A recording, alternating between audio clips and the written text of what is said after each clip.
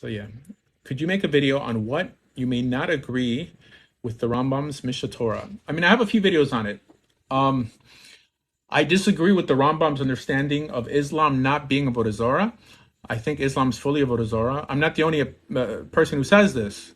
The Ritva says it. The Ran says it. The Rambam essentially was what's called the Das Yachid in his time, and he was a lone voice on the idea that Islam is not a Avodah Zarah, and I think it's for reasons that Chazal didn't endorse. He thought because Islam aligned itself more with the Aristotelian thought that they were pure monotheists. It's true.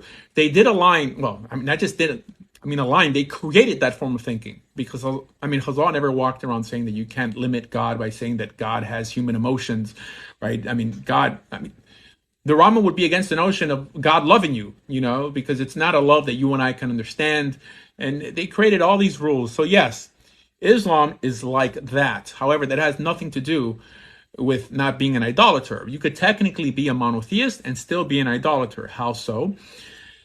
If you believe that a turtle is God, one turtle, not two turtles, although two turtles, I guess, would be Shitu, whatever. One turtle, you're still a monotheist, but you're still an idolater, correct? Now, idolatry is probably the worst translation for the word avodah zarah. Although idolatry, I guess if you translate it into Hebrew literally, it'll be like avodat pesilim, the worship of statues. That is clearly avodah zarah, but avodah zarah in Hebrew literally means strange worship or service or work towards God. It's like serving God in a way that he didn't prescribe.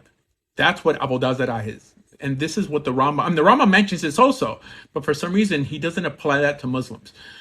Now, if you have a belief system that believes or that teaches that the Torah is corrupted and does away essentially with the commandments in the Torah, that itself is an act of avodah zarah. And the Rambam doesn't mention it towards Muslims. Because you're probably thinking, what do you mean? We're allowed to pray in a mosque. Only according to the Rambam. This idea that people were allowed to pray in the mosque was essentially invented by the Rambam.